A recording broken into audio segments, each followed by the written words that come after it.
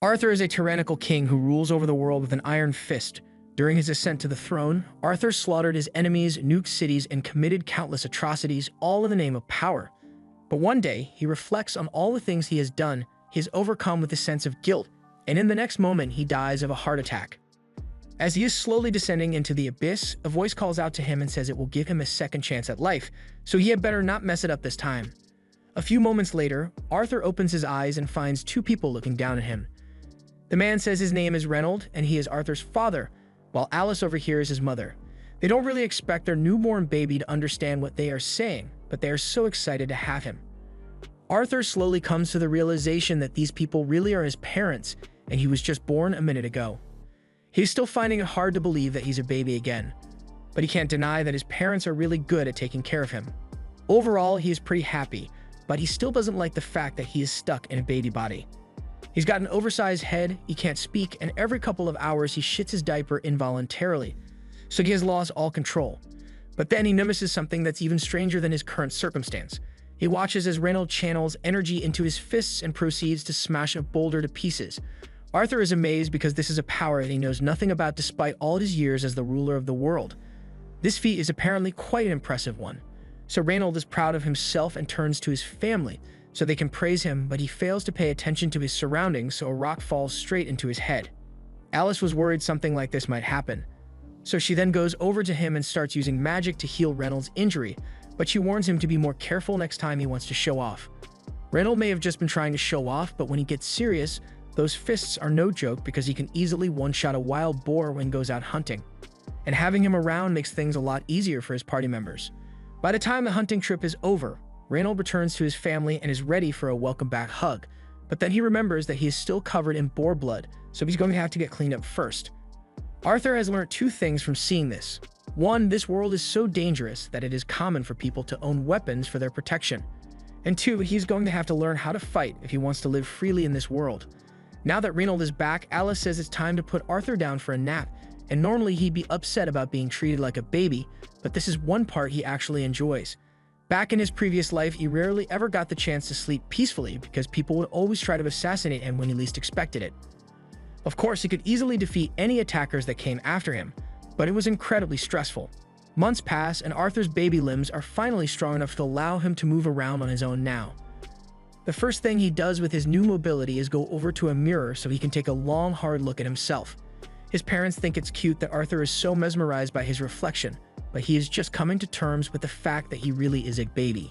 Anyway, since Arthur can move on his own now, when Alice puts him down for a nap later that day, he sets his plan into motion. As soon as she leaves the room, he opens his eyes and throws his blanket out of the crib so he can climb down and escape his crib. He then proceeds to crawl across the floor while Alice is busy doing the dishes, and she must be really focused on those dishes because Arthur makes it all the way to the other side of the room without her noticing. Once he gets there, he opens the door to the house's library and pulls out a book because he needs to learn more about this world. After reading one of the books, he learns that this continent is called Decathan, and it is divided into 3 kingdoms. The Dark Kingdom, a nation of dwarves that live in vast cave cities. The Eleanor Kingdom, a nation of elves who live deep within the forest. And the Sapling Kingdom, a kingdom of humans ruled by a king, although here no one ever nuked the cities to take over. Arthur still wants to learn more, so he pulls out another book and it gives him some much-needed answers. Arthur had noticed that the level of technology in this world is lacking, and the reason for that is the presence of magic. People are able to use magic by manipulating the mana within their bodies, and while it's not exactly common, magic is a huge part of life in this world. People can use magic in 2 ways, namely augmentation and conjuring. Augmentation involves circulating mana within your body, granting the user incredible strength, defense, and agility, while conjurers can project their mana outwards and use it to control any phenomenon they desire. That pretty much sums up the info about this world's magic system, but Arthur doesn't find anything about the healing magic Alice used earlier, so he assumes she must be an exception of some sort. From what Arthur can tell, most people manifest their mana when they hit puberty, and by channeling that mana through something called a mana core, one can learn to control it and become a mage. This is easy for Arthur to understand because in his previous life he rose to power thanks to the innate power of ki within him. It functioned the exact same way as mana, so he tries focusing all his energy to see if he can generate a reaction, and sure enough, his mana core begins to develop. This is a huge step forward in Arthur's development. Before he can do any more training, Alice finally finds him. She's been worried sick ever since she found out he wasn't in his crib, so she's glad he wasn't hurt. But while she's holding him up, she notices that something is different about him. Arthur is worried she might have sensed the mana within him, but she actually just noticed that Arthur pooped himself again. 2 years go by and Alice is writing in her journal one day. She is so grateful that Arthur is growing up strong and healthy. She's starting to grow a little concerned because she hasn't seen Arthur smile even once since he was born. Just then, she notices Reynold and Arthur outside, and it looks like Reynold is giving Arthur some sword lessons. Arthur seems pretty interested, but Alice is furious that Reynold would let a 2-year-old swing a dangerous stick around. By now, Arthur has realized that Alice isn't someone you want to get angry, so he's going to have to be careful not to make her mad. To avoid any other dangerous activities, Alice decides to take Arthur out for the day to show him around the town, and Arthur is particularly excited about this because it will give him a chance to gather valuable first-hand information about this world. He can discern the level of this nation's technology by looking at the weapons that are sold to the general public, and he also gets to see various substances that he has never encountered before. Best of all, he got to witness a mage casting fire magic up close, so overall, today's trip proved to be incredibly valuable for him. By the end of the day, Arthur's baby body is exhausted from all the activity, so he is struggling to stay awake, and Alice wants to put him down for a nap as soon as they get home. As limiting as this new life has been, Arthur has come to enjoy life with loving parents. In his past life, Arthur got dropped off at spawn with no starter kit, so he was forced to live his entire childhood in an orphanage, and never got to experience parental love, so this is a nice change of pace for him. Arthur soon falls asleep on Alice's shoulder, so she starts carrying him to his crib, and along the way, she tells him how proud she is of him for learning so much. She has noticed all the times he sneaks out of his bed to read books, and she saw how excited he was to see the outside world, so she is sure he has an adventurous spirit. She assumes he must have gotten that from Reynold, and sooner or later, Arthur is bound to want to leave home to see the world on his own. Personally, she would prefer it if Arthur lived a peaceful life here, but as long as he is happy, she will support him no matter what.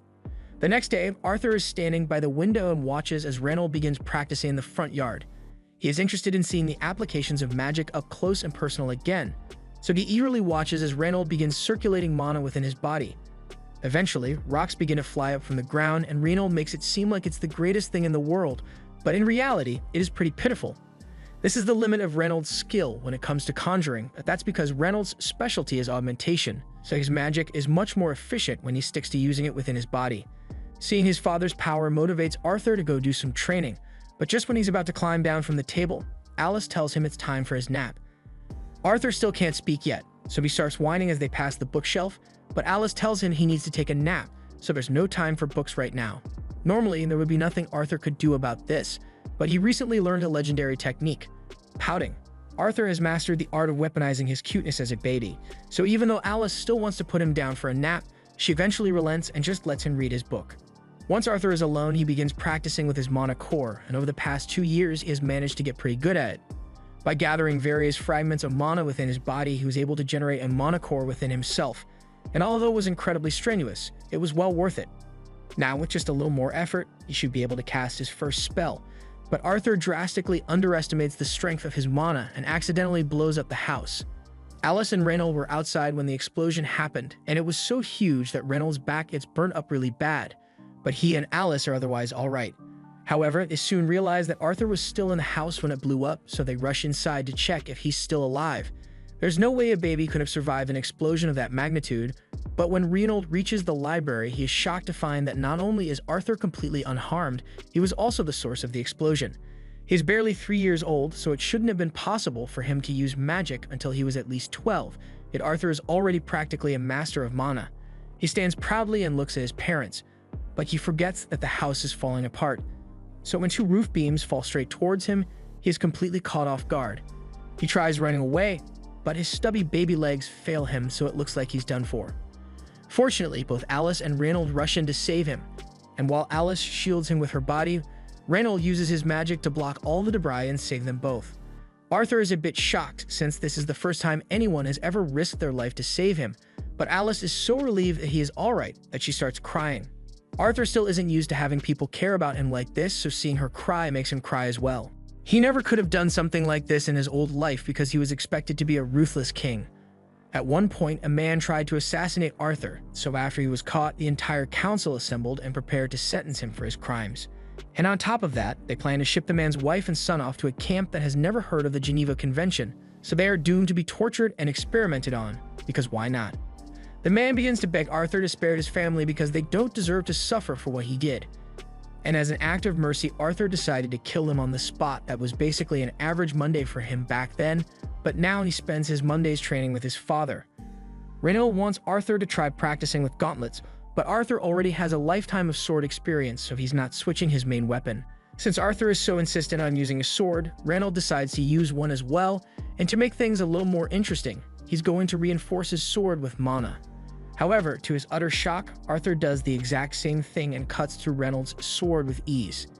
After seeing this, Reynold realized that Arthur is way too talented for him to train, so he is thinking of getting a professional teacher for him and goes inside to talk to Alice about it. Alice flat out says no to the idea because she can't stand the thought of sending Arthur to some random town just so he can learn.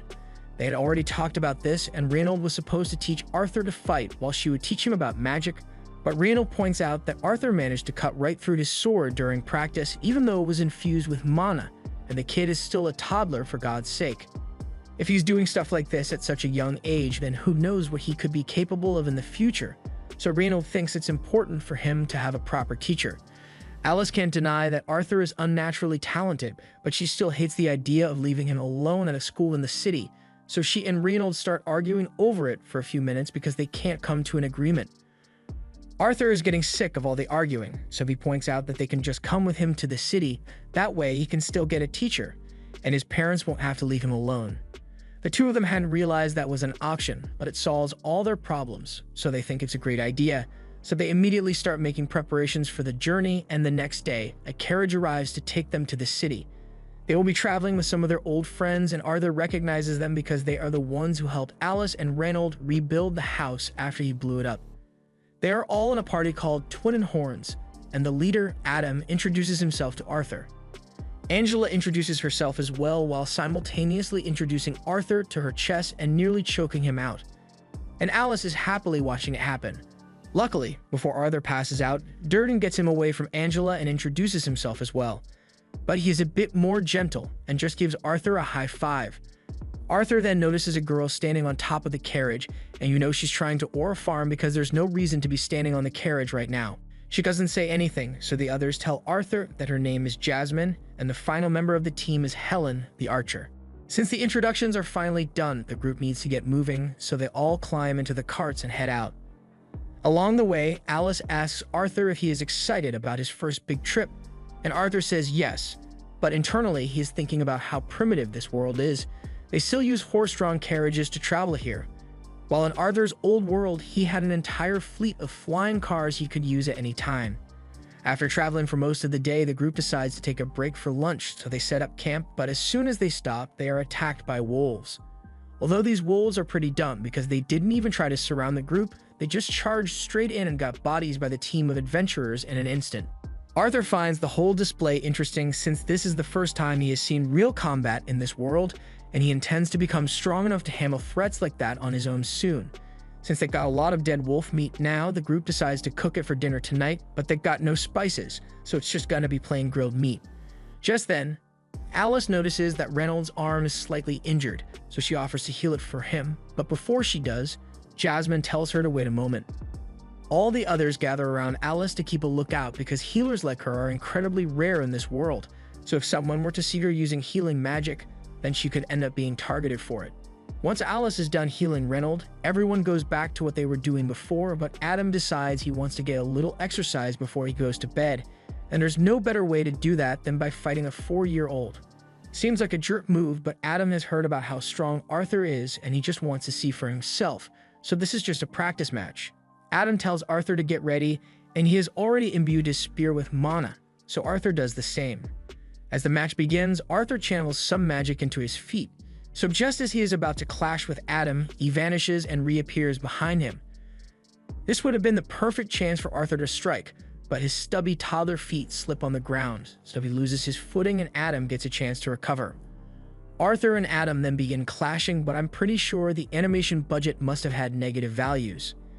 Anyway, Arthur gets knocked back since his toddler body is too light to keep up with the seasoned adventurer, so it gets knocked into the air. Luckily, the others save him before he hits the ground, and they all start yelling at Adam for nearly hurting Arthur, but Adam says he couldn't help it because Arthur was too strong for him to hold back. There's no way a toddler should be capable of such strength, so he thinks Reynold must have been giving him some kind of super soldier training, but in reality, he never actually taught Arthur to do any of this stuff. He just learned it on his own. Just then, Jasmine walks up to Arthur and startles him by accident. She was really impressed by Arthur's fight, so she asks him to teach her how to do that thing with the magic in his feet. Arthur was hoping to keep his technique secret since it is something he mastered in his past life, but she's not taking no for an answer, and from the look in her eyes, she's going to pester him relentlessly until he caves, so he may have to teach her eventually. The next morning, the journey continues as planned, and along the way, they take a few breaks to relax. During these breaks, Adam gives Arthur a few basic spearman lessons, and Helen teaches him how to use a bow a few minutes after that. And with a few basic lessons, he is able to figure it out pretty quickly. The only weapon knowledge Arthur has from his past life is with a sword, so these lessons are really valuable to him. And since he is learning so much from them, he decides to teach Jasmine his technique after all. By channeling magic into your feet and using wind magic at the same time, you are able to boost your speed tremendously. And after demonstrating it once, Jasmine is able to replicate it perfectly. Later on, Arthur is reading a magic book in the carriage, but for some reason, Jasmine is sitting there too and just staring at him. And it's not a coincidence either because she keeps taking every chance she can get to get close to Arthur. The next morning, Jasmine gives Arthur a knife as thanks for teaching her that technique, and it's clear that she really likes Arthur since she usually doesn't interact with people intentionally. A few minutes later, everyone gets back into the carriages and they continue through the journey, but as Arthur is reading his book, the carriage is suddenly attacked by bandits. They are being attacked by bandits and the carriage is completely surrounded, so there's nowhere for them to go. The bandit leader orders his men to capture the women and children so they can be sold as slaves, so all the bandits rush in and the adventurers do their best to hold them off. In terms of raw power, the Twin Horns and Reynold are much stronger than the individual bandits, but there are way too many for them to defeat on their own, so sooner or later, they are going to get overwhelmed. At one point, Reynold gets launched into the carriage by the bandit leader, and he is badly hurt, so Alice wants to come to heal him. However, Reynold tells her to stay away because if the bandits find out about her power, then they'll start targeting her, so instead he asks Arthur to take Alice and run as far away as he can. Arthur doesn't want to leave Reynold behind, but Reynold tells him that Alice is pregnant with another child, so protecting her should be a top priority. Arthur understands when Reynold gives the signal, he prepares his magic to flee with Alice. And in the meantime, Reynold says he will hold the bandits off. The bandit leader orders his men to go after Arthur and Alice, but Reynold refuses to let that happen, so he charges in and clashes with him. The bandit leader managed to knock Reynold down before, but this time Reynold's family is on the line, so he's not going down easily. While Reynold is keeping the bandit leader busy, a few of the more insignificant bandits try to go after Arthur and Alice instead, but Adam and Jasmine throw some daggers at them and take them out to clear a path for Arthur to escape with Alice. They are all doing their best to keep the bandits away from Arthur, and he is doing his best to get Alice to safety. It's honestly ironic how he spent his previous life taking things with no regard for others, and now he is forced to run away in order to avoid losing someone precious to him. After running away for several minutes, Arthur thinks they should be far enough from the bandits to be safe now, but he was wrong. One bandit is watching them from atop a cliff, and this one is capable of using magic, so he attacks Arthur and Alice with a wind spell. Arthur doesn't notice him at first, and by the time he does, the spell has already been cast, so the only thing Arthur can do is push Alice out of the way and take the hit alone. The wind blast knocks Arthur back, so he is going to fall off the cliff, and with his toddler body, that's basically a death sentence. However, if he's going to die, he's not going out alone, so as he is falling off the cliff, he takes the knife he got from Jasmine and throws it at the magic bandit. The knife hits the bandit and the string wraps around his ankle, so Arthur is able to use it to pull the guy down with him. The adventurers try to use their magic to save Arthur, but he has already fallen too far for them to reach him, so Arthur is doomed. As he falls to his inevitable death, Arthur looks back on his life, and even though he is going to die, he is filled with a strange sense of peace because he knows he managed to protect his precious family. He finally understands why that man in his past life was so desperate to protect his family. Arthur didn't even think twice about sacrificing himself to save Alice, and while he doesn't regret his actions at all, he still wishes he could have survived to live with them a little longer. After that deadly fall, Arthur somehow manages to get out of the river and make his way into a cave. However, he comes face to face with a terrifying monster, and he's starting to regret coming here for shelter. He tries to sneak attack the monster to increase his chances of survival, but the monster simply smacks him out of the air and tells him to calm down. It tells Arthur that it isn't evil and just wants to be friends, but the last time a stranger said that to me, I ended up in the back of a van, so I'm not sure Arthur should trust it. In any case, he is still badly wounded and his injuries aren't going to recover unless he eats something, so the monster starts picking fruits off the cave wall. It tells Arthur to eat the fruits, but he doesn't trust the random wall fruits, so he's about to get up to talk his way out of this. But just then, his injuries finally catch up to him, so as he tries to get up, he hears something snap and starts crying his eyes out. The monster tells him to stop crying because it's a miracle that he survived that fall in the first place. Arthur has a lot of things he wants to ask, but the monster tells him that it won't answer his questions unless he eats the fruits. He was hesitant at first, but after biting into the first berry, Arthur realizes that they actually taste pretty good. Once he is done stuffing his face, Arthur turns to the monster and asks it if it knows anything about his parents' current condition. The monster explains that it isn't able to leave this cave, so it can't check up on Arthur's family for him. But it does have an ability that allows it to see over a great distance, so it generates a screen and shows Arthur that his parents successfully defeated the rest of the bandits. That means they are still alive and well, and Arthur couldn't be happier to hear such good news. He thanks the monster for letting him know that his parents are still alright, and since Arthur is going to be stuck here for a while, he decides to be friendly with it. The monster's name is Sylvia, and she turns out to be a really nice person. Over the next few days, Arthur stayed here, ate, and rested so his injuries could heal, and all the while, Sylvia kept watch over him. Once his body had recovered, Arthur wanted to return home as soon as possible, but according to Sylvia, Arthur would never survive the journey home by himself. This cave is currently on the outskirts of the Elven Forest, and this part of the forest is filled with all sorts of magical beasts and immoral bandits, and Arthur simply can't handle all that. But that doesn't mean he's going to be stuck here forever. Sylvia has the ability to open a dimensional rift so she can send Arthur back home, or at least to a safer location than this forest, but it is going to take a long time for her to create the rift, so Arthur is going to have to wait until then. Since he has nothing better to do, Arthur picks up a stick and starts swinging it around to practice his swordsmanship skills. Several more days go by, and while Arthur has grown to enjoy Sylvia's company, he hasn't managed to learn anything about her. All he knows is she looks like a terrifying monster. She is apparently hiding from something, and she's a very kind person. After Arthur is done with his sword training for the day, he heads over to a rock and sits down so he can start training his mana. Sylvia is impressed that a child as young as Arthur already has a mana core, but she's sure that he never learned how to do this. She stretches out her hand and a large quantity of mana begins pooling in her hand. Arthur is amazed because Sylvia is basically accumulating mana while she's casting her spell, and if Arthur were able to learn such a thing, then he would undoubtedly become incredibly strong. With that said, before Sylvia even offers to teach it to him, she asks Arthur what he plans to do with the power he will gain from learning this technique. Arthur had never really considered it before, but now that he thinks about it, he recalls how his family and friends were all nearly wiped out because of some bandits. So he tells Sylvia that he will use his power to destroy anyone who dares to hurt his family. However, Sylvia doesn't like that answer, so she flicks Arthur on the forehead and knocks him back. She says she would never teach her technique to someone who thinks like that, but Arthur doesn't understand why she is so upset since it is perfectly natural to want to kill your enemies. Sylvia wants to prove a point, so she raises her finger to Arthur's head and tells him that she could easily split his skull open with it, or she could touch him gently. She asks Arthur which one he would prefer, and Arthur obviously doesn't want to die, so he says he would prefer the gentle touch. It's easy to let your actions be driven by anger and hatred, but once you give in, your life will become an empty, endless cycle of hate. She doesn't want Arthur to waste his life like that, so she asks him once more, what will you do with the power? Arthur thinks about it again, but this time he focuses on the bright smiles of the people close to him, so he answers that he wants to use his power to protect the people he cares about. And Sylvia likes that answer much more. Meanwhile, outside the cave, a monster that looks very similar to Sylvia seems to be tracking her down, and it is really close to finding her. Back in Arthur's old world, he was the king, but that didn't mean he held all the power.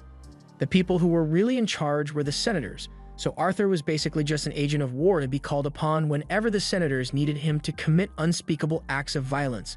But he never liked living that way. Back to the present, Sylvia is teaching Arthur how to use her technique, and after showing him how it's done, she asks him to try it for himself. Arthur begins condensing the mana in the surrounding air, and once he gets the hang of it, he is able to use that mana to power himself up. He can already feel the difference in his strength, so he runs over to Sylvia to thank her for teaching him. However, Sylvia suddenly senses someone approaching, so she knocks Arthur into a pile of rocks and tells him to stay quiet.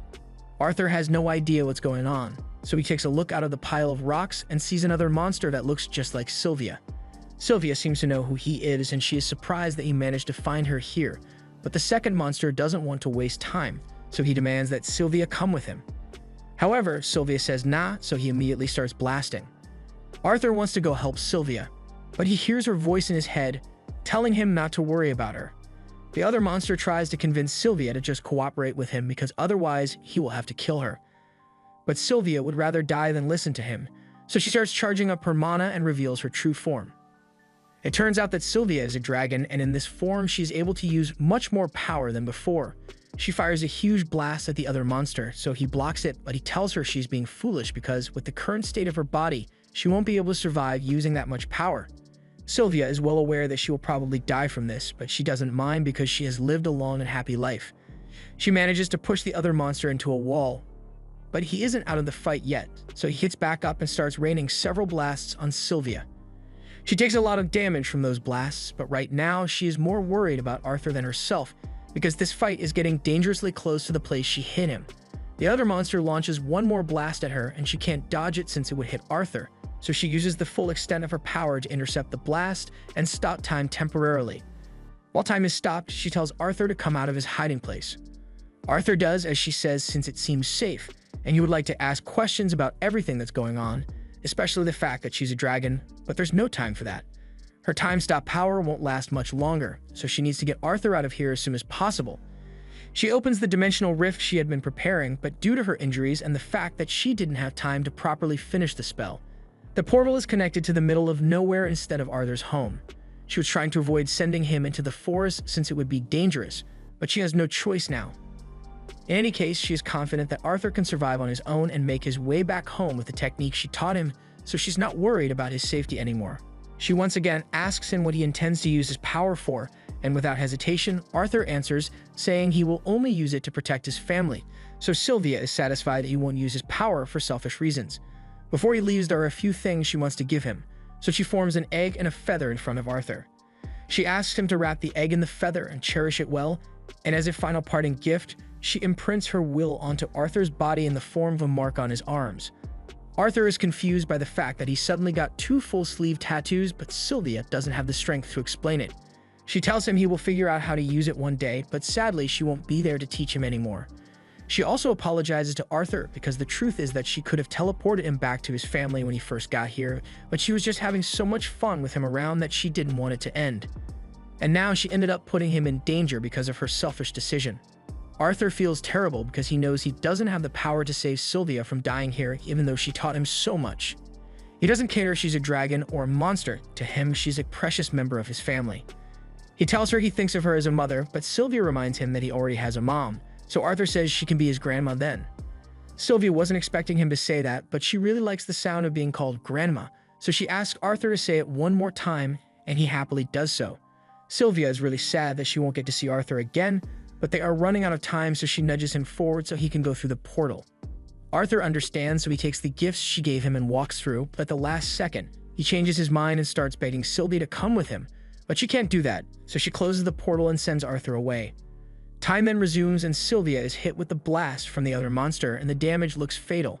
She collapses to the ground, but the monster isn't convinced that she is dead because it knows she is too powerful to be taken out by a blast like that. However, he lets his guard down while he is approaching her motionless body, and as soon as he is within range, Sylvia uses all of her remaining energy to fire a blast that incinerates him, along with everything in a 1-mile radius.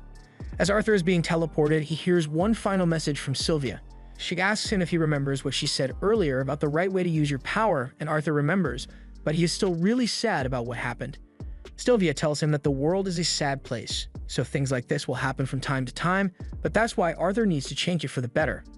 Arthur protests and tells her that there's no way he could do something like that, but she doesn't expect him to change the world immediately. He can do it one step at a time after all. This isn't his first time taking control of the world.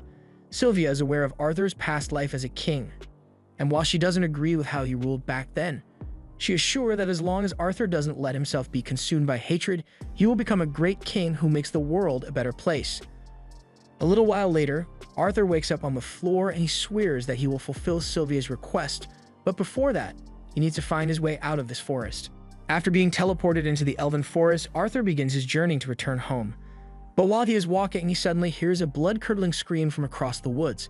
It sounds like it's coming from a little girl, so he immediately gathers Mana in his feet and begins racing to check it out. He jumps up into a tall tree for a good vantage point, and once he is up there, he can clearly see a group of bandits kidnapping a little girl. She tried getting away from them, but the bandits have already grabbed her and are covering her mouth to stop her from screaming anymore. Since the girl is an elf, they plan to sell her as a slave on the black market for a huge profit as soon as they leave the forest, so they tie her up and stuff the girl in the back of their carriage. As Arthur watches the whole thing unfold, he has flashbacks to the moment he and his family were attacked by bandits as well. He recalls hearing the bandits mention something about keeping him and the women in the group alive so they could be sold as slaves later, and it really pisses him off. The first thought that comes to mind is that he should slaughter all the bandits for committing such a heinous crime, but he remembers what Sylvia told him about controlling his rage, so he takes a moment to think and calm down. He realizes that if he attacked right now, it would put the girl's life in danger, so he decides to be patient and wait for the right chance to strike. All the bandits get in their carriage to start riding out of the forest, and Arthur follows them closely from the shadows. By nightfall, the bandits are forced to take a break and set up camp since they can't travel in the dark, and Arthur is contemplating whether he should continue following them until they get to a human town or attack them now. But then he overhears the bandit talking about how his favorite race is elves, so Arthur realizes he can't risk leaving them alone with the girl any longer. However, he still needs to wait for it to get dark before he makes his move, so Arthur sits down and starts meditating to prepare himself for all the murder charges he's about to catch. Once it is sufficiently dark, Arthur opens his eyes and begins planning his attack. He notices that the bandits have a group of horned wolves on a leash, and he finds it odd that the wolves are obeying a group of humans with no resistance. He takes a closer look at them and realizes that they are wearing magic collars to force them to be obedient, and he can use this to his advantage, so he throws a couple of rocks at the wolves to rile them up. The bandits hear their wolves howling over there, and the leader orders one of his men to hurry up and go shut those damn wolves up. The bandit immediately gets up and kicks one of the wolves in the neck to get it to stop barking, and the second the bandit is distracted, Arthur seizes the opportunity. He summons a mana blade before jumping down behind the bandit, and within a few seconds, the bandit has been slashed to death. Arthur then takes the bandit's weapon, and as another one comes to check what all the commotion is, Arthur jumps on his back and slits his throat. That's 2 bandits down already, but Arthur's body is already getting exhausted, so he needs to end this quickly. Just then, another bandit comes to check why the other 2 are taking so long, so Arthur tries to insta-kill this one as well, but unfortunately, he missed the vital organs, so the guy screams and alerts the other bandits of Arthur's presence. The bandit leader realizes that Arthur is a mage, so he knows this isn't going to be an easy fight, but he also doesn't want to kill Arthur because selling a mage kit on the black market would earn him even more money than the elf girl. The bandit leader begins channeling magic into his arms and swings at Arthur. So Arthur jumps back and tries to counter with a kick, but the bandit leader managed to dodge. Arthur tries to catch him off guard by throwing his knife at him, but the bandit catches it and uses it against him. As a result, Arthur is knocked to the ground and the bandit lifts him up by the ankles to taunt him. He tells Arthur he is no match for an adult when it comes to strength, and Arthur realizes that the bandit is right, so he decides to attack with his magic instead. He casts a fireball right on top of the bandit's knee, and while he is screaming out in pain, Arthur stabs him in the head with his knife. Now, all that's left is to finish off the bandit that Arthur injured earlier, and once he is dead, Arthur goes to check on the girl in the carriage. The girl was blindfolded the entire time and she has no idea what's going on, so Arthur tells her he has taken care of all of the bandits, so she is safe now. Her name is Tessia, and as Arthur leads her out of the carriage, he tells her she can go home, but Tessia suddenly notices some blood on Arthur's hand and she gets really worried about him. Arthur realizes that it's normal for children to be horrified at the sight of blood, so it might not be a good idea to let her see all the dead bodies on the floor. He asks Tessia to wait over here for a minute and goes to cover up all the bandit bodies with a tarp. She asks Arthur what happened to the people that kidnapped her, and Arthur doesn't want to admit that he killed them, so he just says they got into a bit of an accident, so they won't be bothering her anymore. The girl doesn't seem to have any more questions, so Arthur gets her stuff out of the bandit carriage for her and says goodbye because he needs to continue heading home. However, Tessia grabs his arm and begs him to stay because she doesn't want to be left alone. If Arthur leaves her here by herself, she might get eaten by tree ghosts or something. He asks her if she knows how to get home, and she does know the directions, but she has no idea how long it will take to get to her village. Arthur doesn't like the idea of taking the detour, but he also knows there's no chance that Tessia will make it home alive if he doesn't help, so he ends up agreeing to escort her back home. Arthur looks over at the wolves that the bandits captured and he briefly considers using them for transportation, but he has no idea how to maintain control over a wolf, so he wants to just leave them behind. However, Tessia says they should at least remove the magic collars on the wolves so they can return to the forest. Arthur warns her that the wolves might attack once she removes the collars, but she thinks she'll be fine since she hasn't done anything to anger them. And as a resident of this forest, it is her job to take care of the creatures that live here. She eventually takes the collars off the wolves, and sure enough, the wolves peacefully walk back into the forest. The next morning, Arthur and Tessia begin walking in the direction of the elf village, and after a while, they take a break to eat. Arthur cooks up a little stew and tells her she has to eat it because she'll need the energy for the long journey ahead. Tessia thinks the stew smells weird, but Arthur isn't exactly a world-class chef. It's literally made out of nothing but dried meat and salt, so it doesn't taste good, but it's better than nothing. Tessia asks Arthur why he came to the Elshire forest in the first place, since it's rare for humans to come here, much less a lone child. So Arthur explains how he got separated from his family and ended up here. While they are on the topic, Arthur asks Tessia what it's like to live in the kingdom of Eleanor, and she absolutely loves it here. Although her parents are often busy with work, she spends most of her time with her servant and her grandfather. They continue their journey, but since Tessia doesn't know how far away her village is, it's hard to gauge how long this journey will take. And to make matters worse, those wolves that Tessia released have been following them for a while now, so Arthur is really wishing he had just killed them from the start. That night, Arthur decides to stand guard outside the tent to make sure the wolves don't attack him and Tessia while they are sleeping, but after a while, Tessia pokes her head out and asks Arthur to come to bed. Arthur tells her that he's not sleepy, so he's going to stand guard out here, but she's way too scared to be alone, so she pleads with him to come inside the tent with her. Arthur eventually gives in, so he decides to just keep watch from inside the tent for Tessia's sake. She's trying to pretend that she's not scared, but she also demands that Arthur stay by her side at all times. Before she goes to bed, she wants to learn a little about the human kingdom, so she asks Arthur if it's true that all humans are perverts who marry multiple wives. Arthur is surprised to hear Tessia say that and asks where she heard it from, so she explains that her grandfather told her. Arthur can't deny that people like that exist, especially in the Greer family, but for the most part, humans are modest people. Tessia believes Arthur, so she turns over and falls asleep immediately. The wolves didn't attack, so by morning, Arthur and Tessia got up and continued their journey. Tessia has really been warming up to Arthur over the past few days, and now that she has had a chance to forget about the slave traders, she seems a lot happier. Although she is still pretty hopeless when it comes to survival skills because she can't even cross a creek on her own, so Arthur has to carry her across. All of a sudden, Arthur is hit with a strange throbbing pain in his chest and he has no idea what's wrong with him. Tessia worriedly runs off to go find some medicinal herbs that might help, but Arthur doesn't think this is a regular illness. While he's propped up against a tree, the wolf from before shows up, and Arthur is starting to panic because he is in no condition to fight it off if it decides to attack right now. Tessia soon returns with the herbs, so Arthur warns her to stay away because the wolf might be dangerous. But to his surprise, the wolf just drops a dead pig in front of Arthur and walks away. Arthur is confused by what just happened, but Tessia assumes the wolf was trying to thank him for his help earlier. That night, Arthur and Tessia set up camp and enjoy some roasted meat by the fireside. This tastes a lot better than the stew, so Tessia really enjoys it. And while she was searching for medicinal herbs earlier, she happened to find some mushrooms, so she offers some to Arthur. But he probably shouldn't have accepted the strange mushrooms because it gave him a bad case of diarrhea. After Arthur is done emptying his guts, he is really tired, so he is seconds away from passing out, but Tessia keeps talking to him. She is telling Arthur about how her grandpa used to read her storybooks about the human and dwarven kingdoms, so she always wanted to visit those places, but she was never allowed to since elves don't trust people from the other races.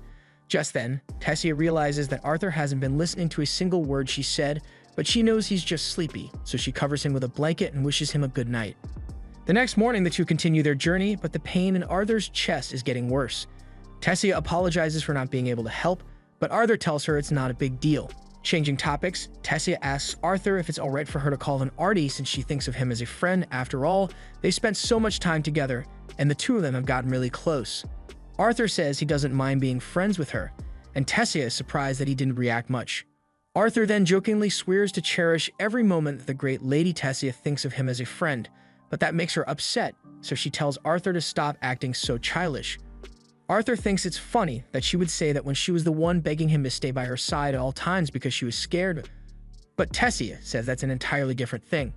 Jokes aside, now that Arthur thinks about it, Tessia is the first friend he has ever made. Even in his old world, people were so scared of him that he never truly had anyone whom he could call a friend till now. Just then, Tessia spots something that looks familiar, so she tells Arthur to come take a look. Arthur comes over expecting to see a cool-looking stick or something, but to his surprise, he is standing in front of a huge tree with a portal in the middle of it.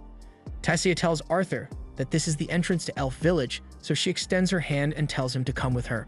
Unfortunately, the elves still really hate humans, so the second Arthur sets foot in the Elf Village, he is apprehended and held at blade point. He looks to Tessia for help since she could vouch for him, but to his shock, Tessia just coldly stares at him and doesn't say a word. Upon seeing this, Arthur thinks Tessia must have set him up to be killed, and he can't believe he was foolish enough to believe anyone would actually want to be friends with him. After all, he has already suffered countless betrayals in his past life before. The elves are about to cut off his head while Tessia watches, but it turns out she had nothing to do with it. No idea why she didn't say anything until now, but once she hears the guards say they are going to kill Arthur, she tells them to stop. One of the guards warns her that this boy is a dangerous human, but Tessia asserts that Arthur isn't dangerous at all. In fact, he's the only reason she was able to make it back home. Tessia's testimony should have at least made the guard reconsider executing Arthur, but no, he just assumes Arthur must have brainwashed her into thinking he's a good person, so the guard still plans to kill him anyway. However, before he could do that, a man appears before them and demands that they let the boy go. His name is Varian, and he is Tessia's grandfather, as well as the former king of the elf tribe, but he is much more reasonable, so he believes Tessia when she says Arthur saved her. He also apologizes to Arthur for treating him this way when he went through all this trouble to save Tessia, but it was pretty suspicious that the missing princess happened to show up with a random human boy. Arthur is relieved that he isn't going to be killed anymore, but he's also shocked to hear that Tessia is a princess since she never told him. They literally traveled together for days, but Tessia just didn't think it was important enough to mention apparently. Just then, Tessia's mother and father show up since they were informed that their daughter had been returned, and Tessia runs into their arms because she's missed them a lot. If Tessia is a princess, then that must mean her parents are the king and queen of Eleanor, but they aren't as understanding as Varian was. As soon as Tessia's father spots Arthur, he demands to know what a filthy human is doing in his kingdom. He orders his soldiers to apprehend the human and execute him immediately, but none of them move. Tessia's father may be the current king, but Varian told them to leave Arthur alone, and they are all terrified of Varian. Varian tells the king that Arthur is the one who saved Tessia and helped her get back here, so they can't treat him like a criminal. Tessia also demands that Arthur be welcomed into their castle as a guest, but her father is hesitant to agree since it is usually forbidden for humans to set foot in the elf kingdom, let alone enter the castle, but he doesn't want to deal with a tantrum from Tessia, so he reluctantly agrees to welcome Arthur properly. Since the misunderstanding has been cleared up, everyone gets ready to head for the castle, but before they leave, Varian tells Arthur that he would like to have a word with him later. Arthur is a little wary of Varian since he can tell that the man is extremely powerful, but he doesn't have much time to think about it because Tessia drags him off so she can show him around. This is the first time Arthur has ever seen the elf kingdom, so he is amazed by how different it is from the human kingdom. But the prejudice against humans is still strong since all the elves apparently stopped what they were doing just to stare at Arthur while he walks to the castle with Tessia. However, no one says anything to offend him since he is officially a royal guest now. The only one who treats him kindly is Tessia, but Arthur is still trying to figure out why Tessia took so long to intervene when the guards were about to kill him. Just then, the pain in Arthur's chest comes back, and it's still getting worse by the day, but he still doesn't know what's causing it.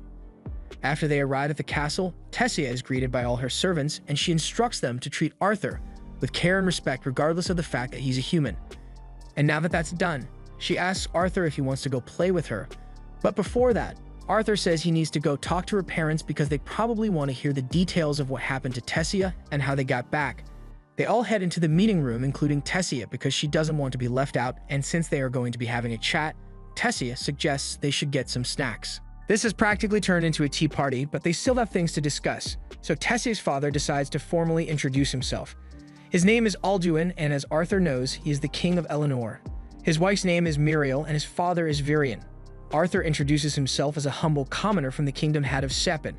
and he is well aware that a human like him would normally never be allowed to set foot in Eleanor, let alone meet with the royal family, so he appreciates their accommodation. Alduin is surprised that Arthur behaves so maturely despite being a child, but more importantly, he wants to know exactly what happened with Tessia and how she went missing. Arthur explains everything that happened with him getting separated from his family during a bandit attack and ending up in the Elven Forest, although he left out the part about meeting Sylvia in the cave. Then he gets to the part where he meets Tessia and explains that he found her while she was being kidnapped by slave traders. Alduin is enraged that humans dared to try selling Tessia into slavery, but Arthur reminds him that elves have also committed the crime of slave trading, so it isn't exclusive to humans. That aside, Virion asks Arthur how he managed to rescue Tessia from the slave traders, so he explains that he killed them all. Upon hearing this, one of the guards starts yelling that there's no way a mere child could have killed slave traders on his own, but Virion tells him to shut his mouth unless he wants to lose his job. Arthur doesn't look like he's lying, so Alduin says he believes him. And now that everyone understands what happened, Arthur has a request he would like to make. As he already told them, he got stranded in this first after being attacked by bandits, so he would like them to help him get back home. Alduin is infuriated that a human would dare ask the elven royal family for a favor, but Arthur did go out of his way to escort Tessia home, so it's only fair that they return the favor. Plus, if Alduin doesn't agree to help Arthur, he will have to deal with Tessia's tantrums, and he doesn't want that. He relents and agrees to help Arthur, but the teleportation gate that leads back to Sapin is sealed and can only be used once every 7 years during the meeting between the heads of the 3 tribes. And the last meeting was 2 years ago, so Arthur would have to wait another 5 years before the portal would open again. Arthur doesn't want to wait that long, and Alduin also doesn't like the idea of letting a human stay in Eleanor for 5 years, so he says he will arrange for a group of soldiers to escort Arthur back to Sapin. He wants Arthur to leave as soon as possible, but it's already very late, so he says Arthur can rest here for today, and tomorrow morning he will leave. Arthur thanks Alduin for agreeing to send him home, but the pain in his chest is getting much worse, and Virion seems to notice that something is wrong with him. A little while later, a room has been prepared for Arthur in the castle, and he is currently taking a bath, but the pain just keeps getting worse and worse, so Arthur is getting worried that he might die. After his bath, he walks out onto the balcony to get some fresh air in hopes that it will help with the pain. He feels a little better now, but he needs to figure out the cause of his constant pain before something bad happens. Just then, Arthur looks up and notices Tessia and her parents on the balcony above him, and seeing them like that reminds him of his own parents. He still has no idea whether Reynold and Alice managed to survive the bandit attack, but he knows they are tough, so they must have made it out alive somehow. With that said, he still really wishes he could talk to them right now. Just then, Tessia notices Arthur and she can tell that he looks sad, so after she's done catching up with her parents, she goes to talk to him. Once she finally catches up to Arthur, she apologizes for how rudely her father treated him, but Arthur says he doesn't mind. He understands why Alduin would behave like that since there have been decades of wars between the elves and the humans, so of course it would be hard for him to trust a human, especially when his daughter is involved. Bringing up the topic of parents reminds Arthur of the fact that he is far away from his parents and he is worried they might not be happy to see him. After all, the whole reason they went on a trip was for Arthur's sake, so they might blame him for the whole thing. He also blames himself for not being able to protect his family from the bandits and getting separated from them. But then Tessia grabs his face and starts shaking his head. She doesn't know much about Arthur's parents, but if they are anything like hers, then she is sure they will be happy to see Arthur once he finally returns. Just then, the corridor is filled with dozens of dazzling fireflies, and amidst the bright light, Arthur starts trying to recall his parents' smiling faces. He has been with them ever since he was reborn into this world, and not once have they ever given him the impression that they didn't love him. So why was he so worried that they might start hating him after what happened? He has been letting his trauma from his past life cloud his judgment with suspicion for a while now. He even suspected Tessia of backstabbing him earlier, but when he looks at her now, all he sees is an innocent girl who would never want her to friend. All of a sudden, Arthur senses a projectile flying straight at Tessia, so he catches it and immediately charges up his mana to attack the assailant. However, to his surprise, the one who attacked Tessia was Virion. Arthur can't believe Virion would attempt to do something as evil as kill his own granddaughter, but Virion tells him he never intended to hurt Tessia. And the projectiles he threw were just a couple of fireflies, so she wouldn't have felt a thing. However, he still finds it impressive that Arthur was able to react and counterattack so quickly. The reason Virion pulled this stunt was to verify whether Arthur was telling the truth about possessing the strength to kill those slave traders, and he was clearly telling the truth. Tessia runs over and tells Virion to stop messing with Arthur, but that's not why he came here. He noticed something interesting about Arthur earlier, so he wants to have a little sparring match with him to see how strong he really is. Varian uses his magic to create a sword for Arthur to fight with and lifts Tessia out of the way so she doesn't get hurt. Arthur agrees to the duel, so he charges forward and swings at Varian, but he is too fast. Even when Arthur uses mana to boost his movement speed, he still can't keep up with Varian, and just when he thinks he finally has an opening to attack, Varian smashes Arthur's sword with his palm. A piece of the shattered wood goes flying towards Tessia, so Arthur throws what's left of his sword at it to protect her. Arthur then attacks Varian with nothing but his mana, but Varian counters with his own mana. Varian's strength is completely overwhelming, so Arthur doesn't stand much of a chance at beating him, but he isn't one to give up, so after Varian blows him back, Arthur immediately charges back in and lands one clean hit on Varian's forehead. It didn't do much damage, but Varian is amazed that Arthur was able to slip past his defenses and actually land a hit. He wants to go for another round, but all of a sudden, Tessia pinches his butt and tells him to stop causing trouble for Arthur. Arthur says it's fine, and he kind of feels honored that a man as powerful as Varian thinks he is worth dueling. While they're on the topic, Varian tells Arthur he wants to take him on as a disciple. Arthur is surprised and asks Varian if he's joking. But this isn't something Varian would joke about, so he asks Arthur if he will accept the offer. Arthur doesn't know what to say, especially since he still hasn't had a chance to inform his parents that he is still alive. If that's the only problem, Varian tells Arthur he knows of a way Arthur can talk to his parents right now. Arthur is intrigued, but before he can say anything, he is hit with yet another sharp chest pain, and Varian seems to know what's causing it. He tells Arthur that he has inherited a beast will, and unless Arthur agrees to become his disciple, the beast will is going to kill him. After hearing such horrible news, Arthur goes to bed, but he's finding it hard to go to sleep. The anxiety of being away from his family, combined with the fact that he may die soon, gives him a terrible nightmare where he is haunted by a sleep paralysis demon. He suddenly hears someone calling out his name, so he opens his eyes and finds Tessia sitting on top of him. She has been trying to wake Arthur up for a while now, but he just keeps talking about some sort of monster, so she's starting to get upset. She tells him he needs to hurry up and get ready because Varian is already waiting for him outside, so Arthur gets out of bed and starts changing his clothes. While he is changing, Tessia asks him if he is really going to stay here and become her grandpa's disciple, but Arthur hasn't decided yet. It depends on whether or not Varian really get him in contact with his family, because as long as Arthur gets the chance to talk to his parents and let them know that he is alright, he will be satisfied. Once Arthur has gotten dressed, he and Tessia head downstairs together. But as soon as they open the doors, they hear Alduin arguing with Varian because he can't stand the thought of letting Arthur live in the Elf Kingdom. It would go against centuries of elf traditions if Varian were to take Arthur in as a disciple, but Varian doesn't care. He's fond of Arthur, so he's going to make him a disciple, and no one can stop him. Tessia tries to stand up for Arthur, but Alduin doesn't want to hear her opinion because she is clearly in favor of Arthur staying here. Coincidentally, Varian doesn't want to hear Alduin's opinion either, so he tells Arthur and Tessia to get in the carriage because they have places to be. As they are riding to go see Varian's mysterious friend, it takes so long that Tessia ends up falling asleep. Arthur asks Varian if it will take much longer for them to arrive, but he addresses Varian as grandpa this time.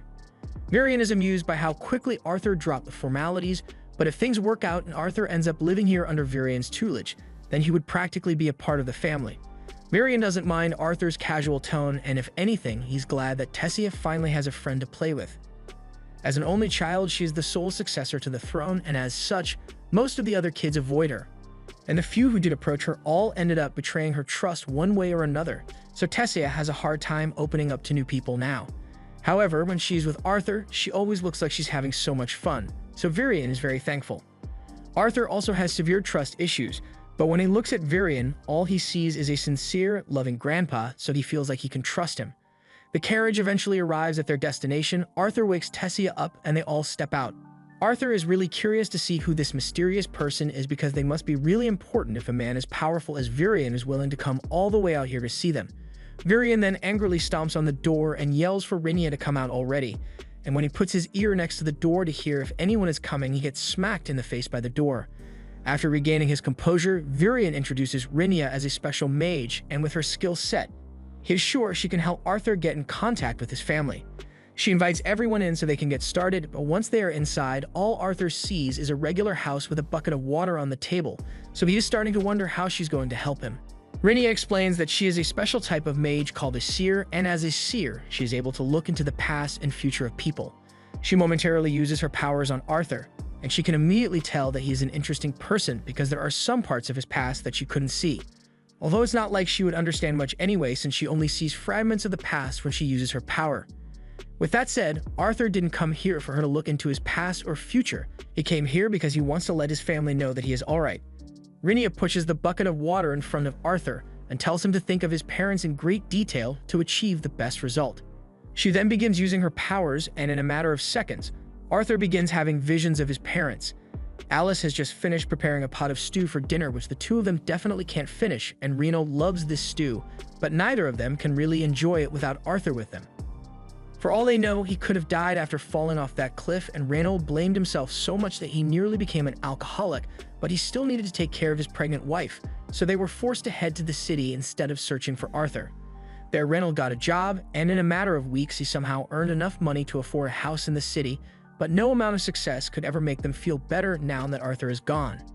Just then, the two of them hear Arthur's voice, but they can't see him, so they are worried it's his ghost. Arthur explains that he is still alive, and he is currently living in the elf kingdom of Eleanor. He isn't exactly sure of how it works, but thanks to a friend, he is using a special kind of magic to talk to them.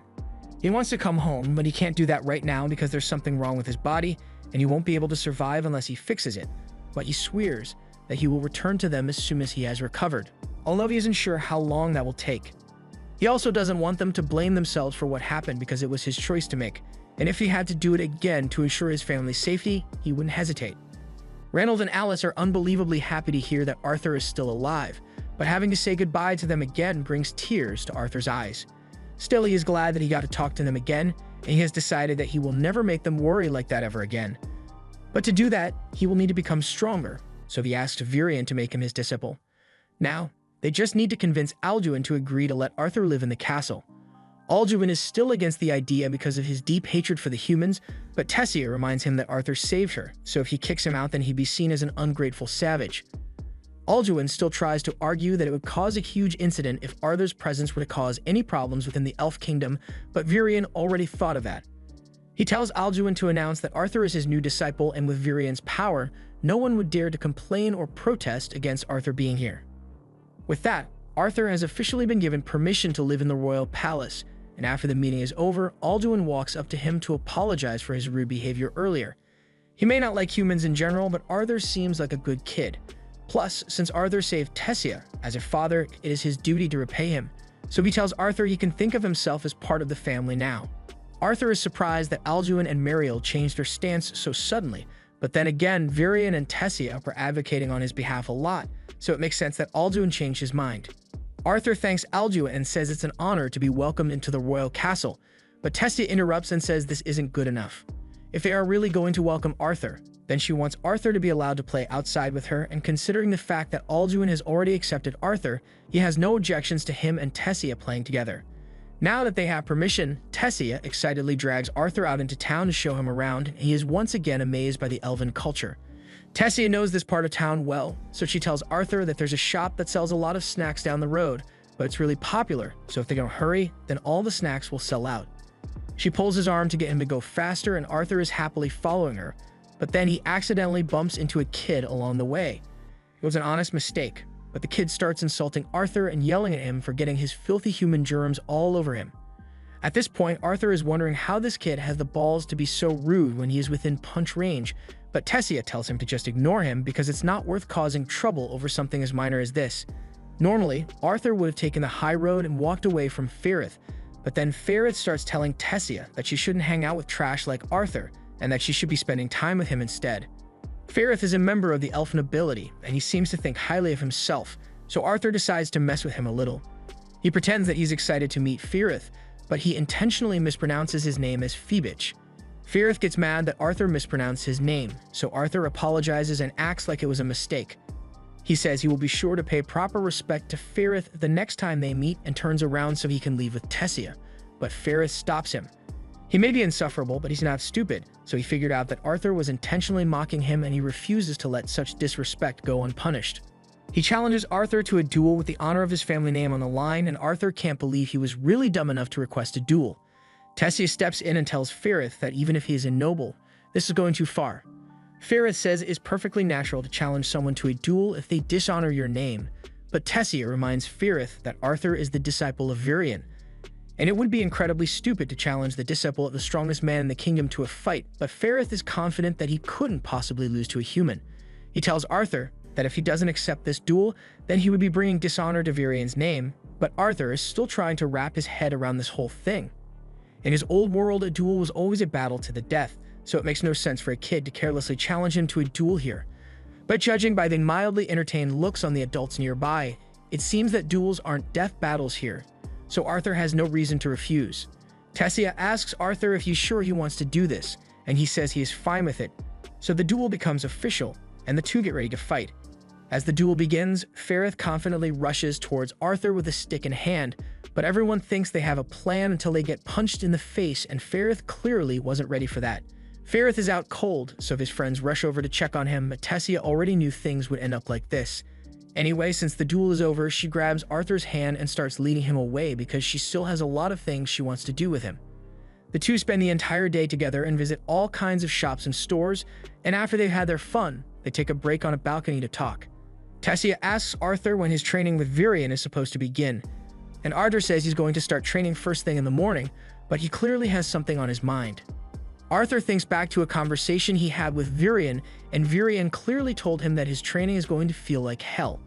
If you gotta describe it, it's going to feel like being submerged in boiling tar, and Arthur is going to have to go through that every day for several years without the support of his family. So Virion wanted to know if Arthur is truly ready for this, and Arthur responded yes. Even now, he is excited to begin training tomorrow, even though he knows it will be tough because he wants to gain enough strength to build his desired future.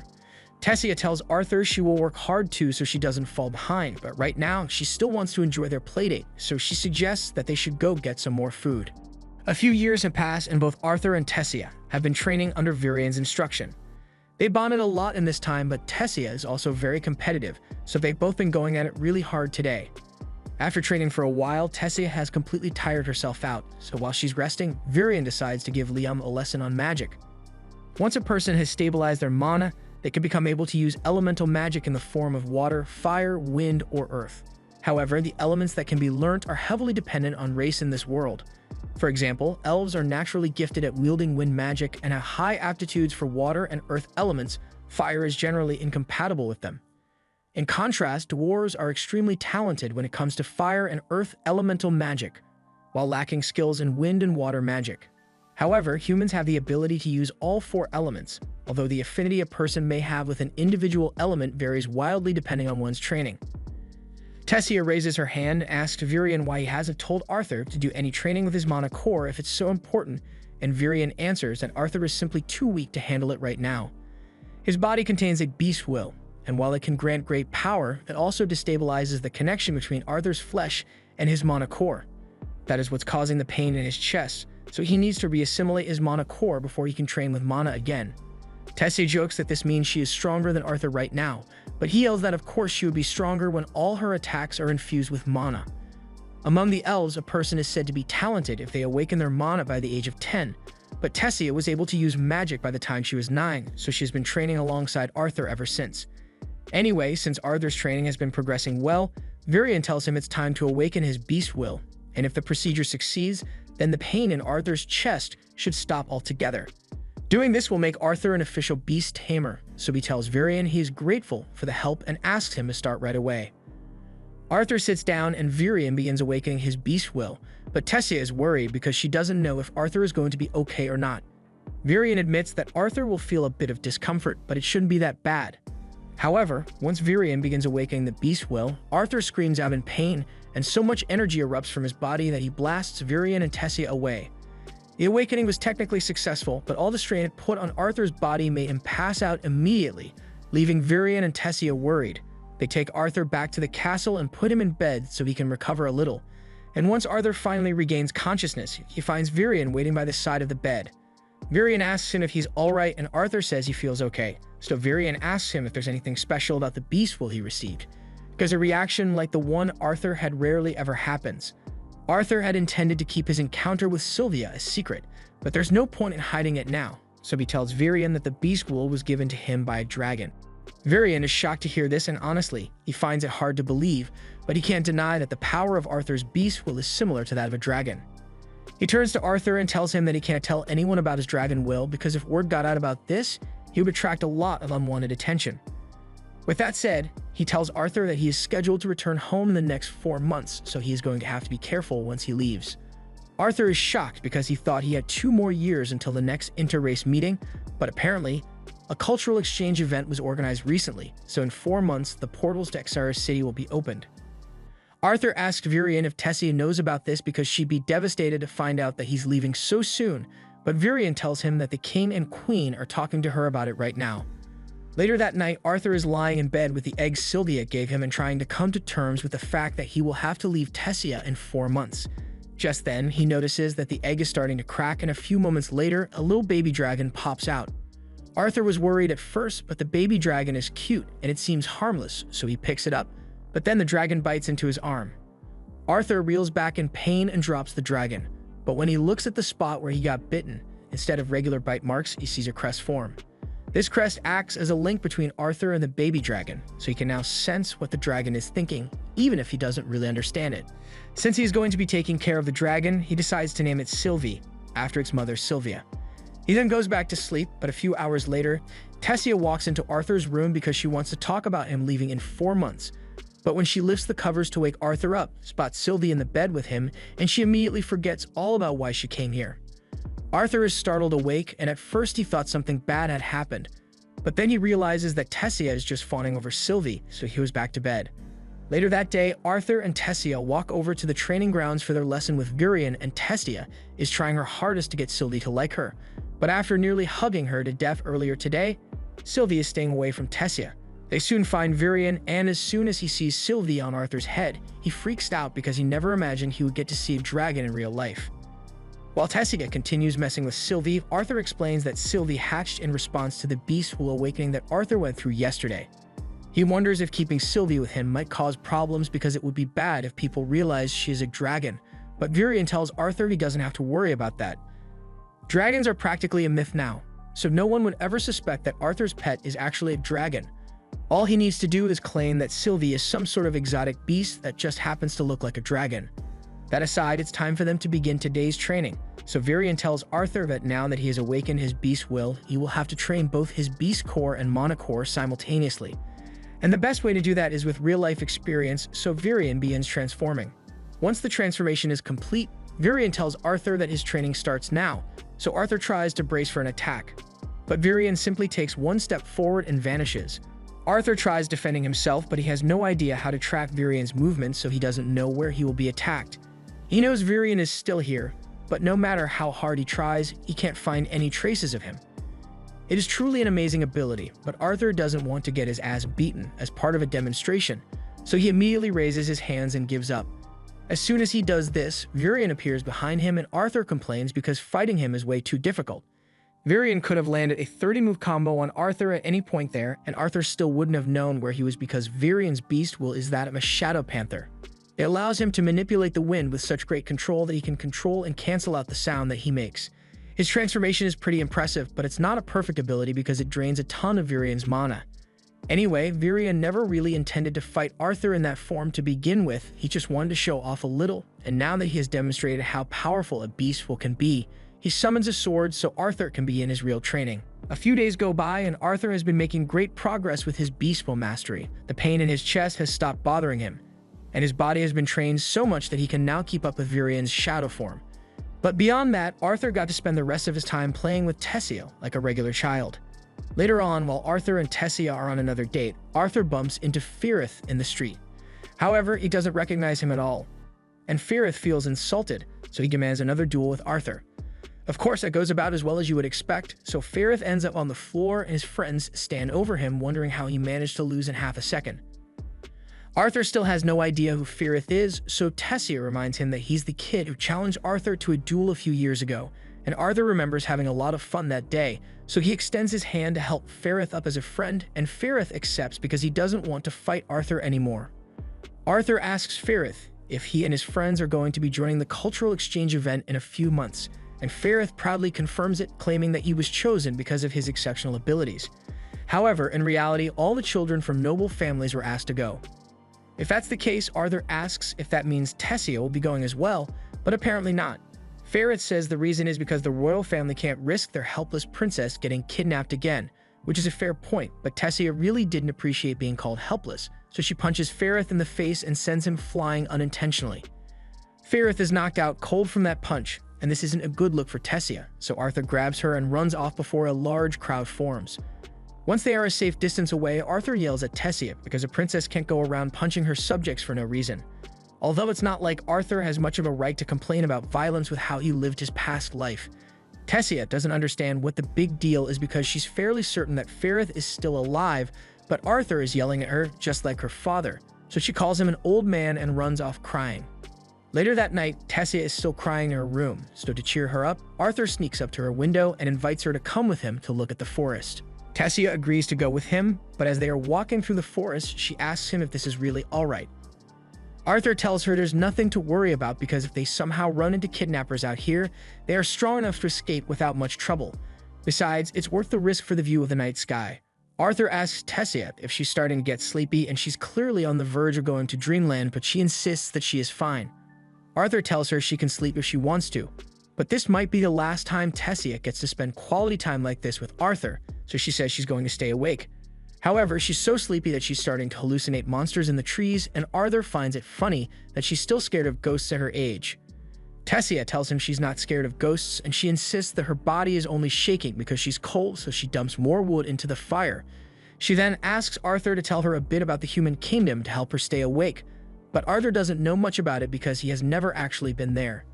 Tessia tells him she wants Arthur to stay here forever, and he would like to stay with her too, but that would mean he would never get to see his family again.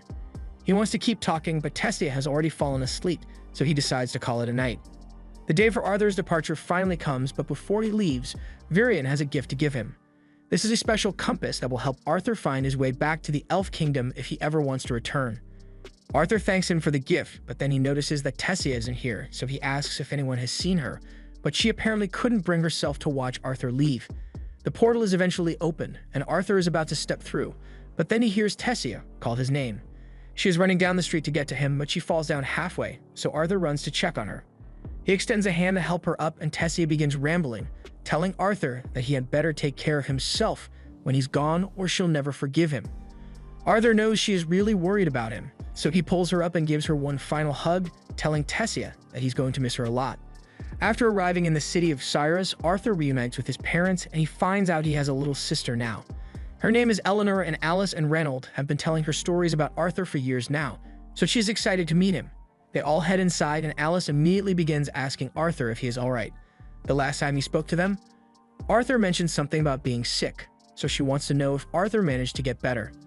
Arthur tells her he is fine and she doesn't need to worry about him, but he still has a lot he wants to talk about, so Arthur explains everything that he experienced after getting separated from his family. However, he leaves out the part about meeting Sylvia and her beast will. He tells them about how he met Tessia and the time he spent in the Elf Kingdom to cure his ailment. Alice asks him if he's sure he's fine because if he were to relapse, that they'd have no way of curing him here, but Arthur assures her that that won't happen. He can't tell them about his beast will, so he makes up a cause and tells them his sickness was caused because he awakened too early, making his monocore unstable. Arthur doesn't like the fact that he just lied to his parents, but it would be too dangerous for him to tell them everything until he becomes strong enough to face any threats that may arise. Just then, Reynold notices Sylvie, so he asks Arthur where she came from. So Arthur makes something up and tells Reynold he found Sylvie in a mana beast's cave. From there, he decides to take her in and made her his pet, and Eleanor seems to get along well with her. That aside, Reynold still has more questions, so he gets up and asks Arthur what stage his mana core is at right now. Alice scolds Reynold for trying to pick a fight with Arthur when he just got back from a long journey, but Reynold sees nothing wrong with wanting to measure how strong his son has gotten. Arthur doesn't mind, but before he answers any more questions, he wants to know what job Reynold has that he can afford to live in such a nice house. Reynold explains that he works as a security instructor at the Helsty auction house, and his mana core is currently dark orange. Arthur is really impressed to hear that since it's rather difficult to achieve an orange mana core. Mana cores range from black all the way to white, and the lighter the color of the core, the stronger the core becomes. Reynold is an augmenter, so he obviously spends a lot of time training his body, but who would have thought he was also training his mana core at the same time? Reynold is really proud of himself, so he asks Arthur what stage his mana core is at, and Arthur tells him he's at the light red stage. Reynold curses at the realization that Arthur has nearly caught up to him, but he forgot Eleanor was in the room, so now she's dropping F-bombs constantly. Reynold still can't believe that Arthur is one breakthrough away from surpassing him in strength, and he refuses to take this lying down, so he asks Arthur to have a sparring match with him in the garden right now. Arthur agrees to the match, but before they could head out, the living room doors swing open as Vincent walks in to ask if Reynold's son is back yet. Reynold introduces the man to Arthur as Vincent Halsey, and he is the owner of the auction house that Reynold works at, so he is pretty much Reynold's boss. Vincent and his wife Tabitha are both happy to finally meet Arthur since she has heard so much about him, and Arthur says he is honored to meet them as well. Vincent is surprised by how polite Arthur is because he knows Arthur couldn't have learned any manners from Reynold. Moving on, Vincent and Tabitha introduce Arthur to their daughter Lilia, and at first she acts pretty reserved around Arthur. But as soon as she spots Sylvie on Arthur's shoulder, she falls in love. She asks Arthur if it's alright for her to touch Sylvie, and once Arthur gives her permission, she immediately starts cuddling. While Lilia is doing that, Reynold informs Arthur that Vincent technically owns this house, so they should probably get his permission before they destroy anything. Vincent gets worried as soon as he hears Reynold mention destruction, and his fears are confirmed when he finds out that Reynold and Arthur are planning on sparring in the garden. Everyone heads outside to watch the match, but Vincent asks if it's really okay for Arthur and Reynold to fight. He honestly has a hard time believing that someone as young as Arthur could have reached the light red core stage, but Alice knows Arthur has always been quick to learn new things. Plus, it's not like he has a reason to lie about it, so Tabitha tells Vincent to just sit down and enjoy the show. In reality, Arthur could have broken through to the orange stage years ago, but while he was training with his beast will, he wasn't allowed to train his mana core. But he still has some other tricks he is dying to show off. As the match begins, Arthur and Reynold begin trading blows, and Reynold is impressed by how strong Arthur has gotten, but he is still able to overpower him in terms of strength. Eventually, distance is created between the two of them, and Reynold says he wants to kick things up a notch, so he engulfs his hand in flames and tells Arthur he can back out now if he wants. All mages in this world have a type of elemental mana which they are most compatible with, and while conjurers are able to easily manipulate these elements, the same can't be said for augmenters. However, there is one exception to this rule because when augmenters reach a certain level, they are able to identify their compatible element and use it to strengthen their attacks. Imbuing his body with fire magic has made Reynold a lot tougher to deal with, so Arthur decides to go all out as well and begins channeling mana into his arms. The two clash again, and this time they are a lot more evenly matched, but Arthur still gets blown back by Reynold's force. All of Arthur's knowledge from his past life made his training with Varian very effective. So much so that he was able to fully master fire magic early on in his training, so Varian told him he might want to begin training to go beyond regular fire. And this is the result of that training. Arthur once again gathers mana in his hands, but this time electricity begins to crackle around Arthur as he starts generating lightning. Reynold can't believe Arthur is really capable of using a higher form of fire magic, but Arthur isn't done yet, so while using the lightning, he simultaneously begins controlling the water from the fountain and uses it to attack Reynold from behind. Reynold is able to block the attack. He is utterly shocked that Arthur is able to use both fire and water elements. He couldn't be prouder of his boy, so he hugs Arthur and asks him where he learned to do that and if he has any more interesting tricks to share. Arthur explains that he only recently learned how to use lightning magic and he still can't control it well, but he is making good progress. Eleanor runs out onto the field to check on Arthur and Reynold. Meanwhile, Vincent and Tabitha just stand there in awe because no normal kid should be capable of what Arthur just did. Later that evening, they all sit down to eat dinner, and Vincent won't stop talking about how impressive Arthur is. Reynold says he has known Arthur as special ever since he awakened his mana at the age of 3, but that sounds unbelievable to Vincent since even the geniuses of this world only awaken mana around the age of 8. Although most geniuses don't blow up their house in the process. Reynold burst out in laughter when he recalls that incident, but maybe he laughed a little too hard because he ends up falling over in his chair. Just then, Vincent gets up and suggests that Arthur could enroll in the Xyros Academy. Reynold had never even considered something like that because Xyros Academy is an institution where mostly rich and influential mages attend. Tabitha agrees with Vincent and says they could even sponsor Arthur's tuition since someone as talented as him is bound to achieve great things in the future. Alice is hesitant to accept their offer since they've already helped them out a lot, and now they want to pay for Arthur's education as well. Not to mention the fact that Arthur is only 8 years old and the academy has an age limit of 10. Vincent says he already thought of that, and due to the nature of his work, he happens to know the director of the academy personally, so if he talks to her about it, he's sure he can get an exception for Arthur.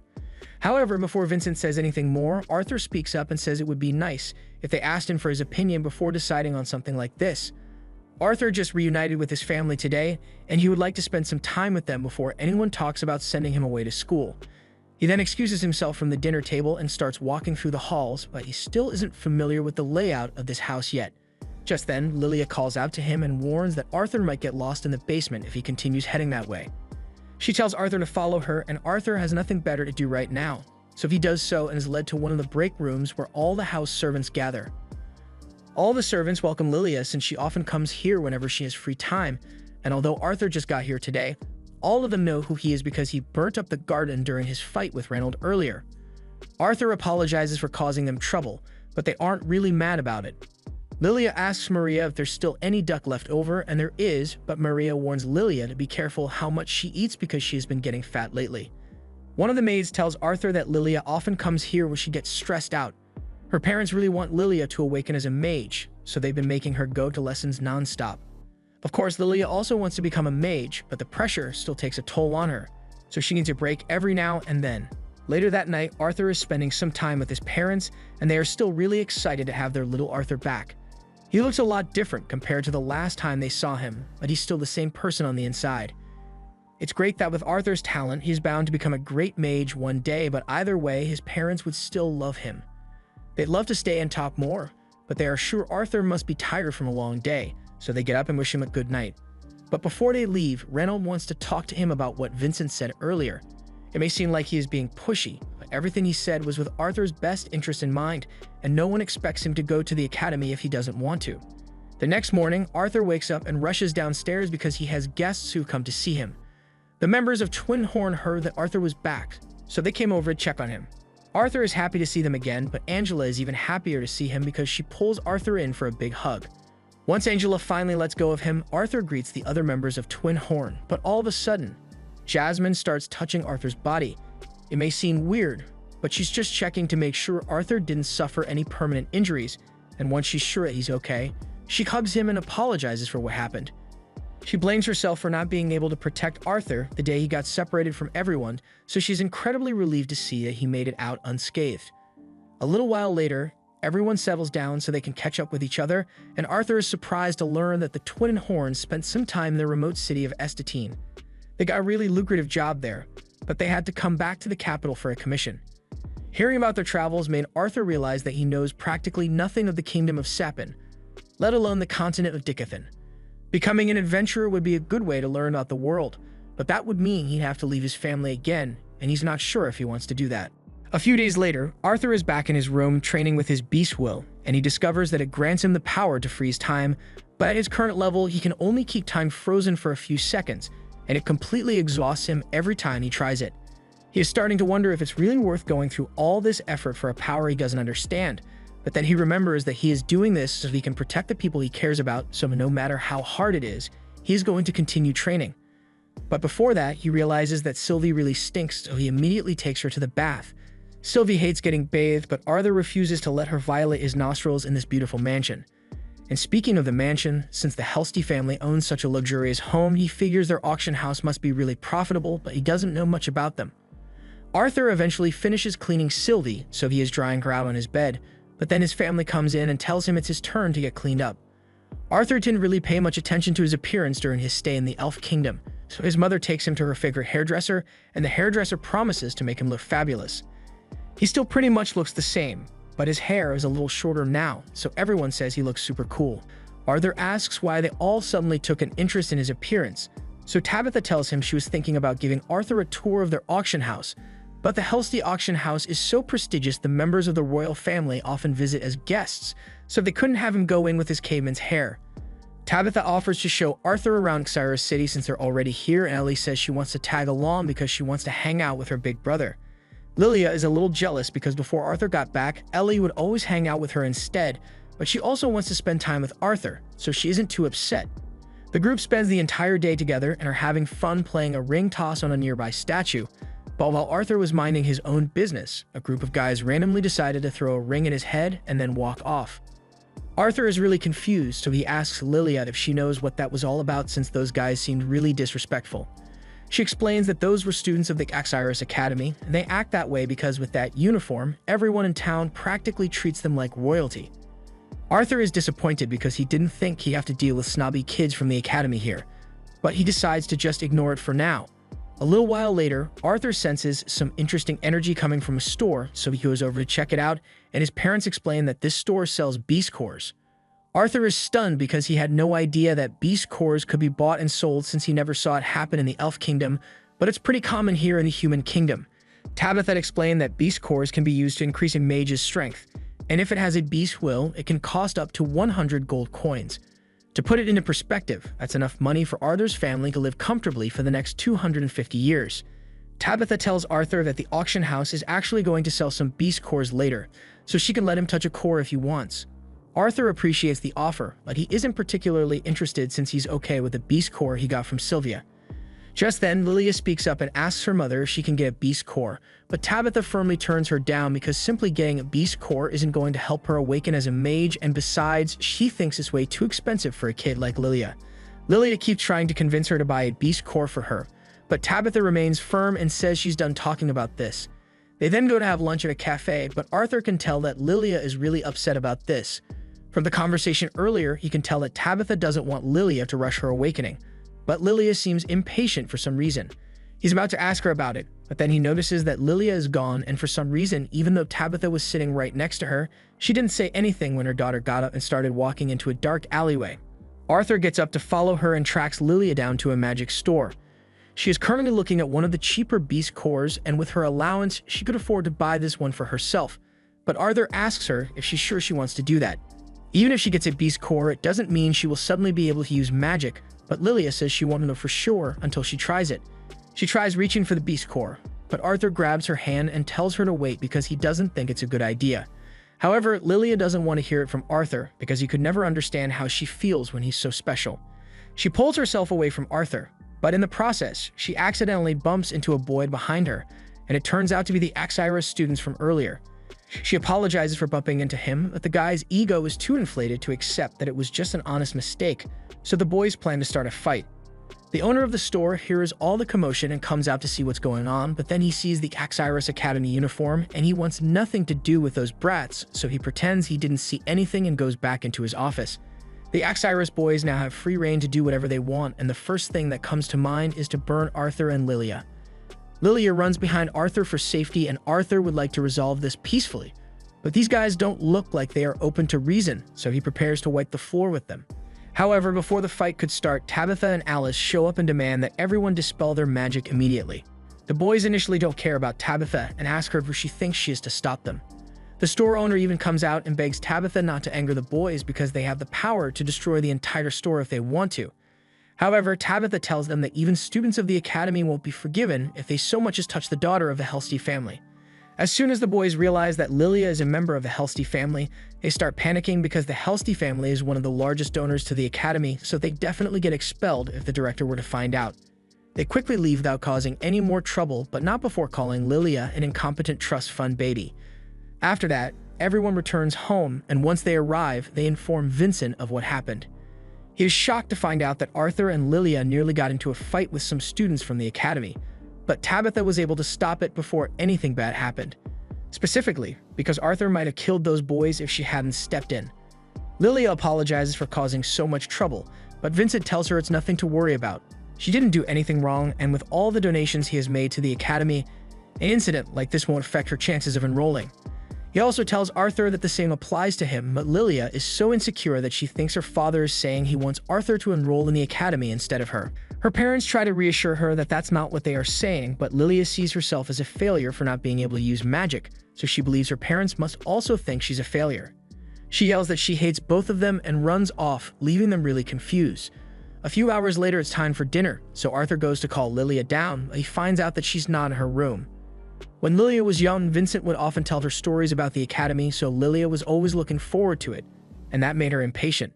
However, she wouldn't be able to enroll until she awakened her mana, but it has taken longer than expected.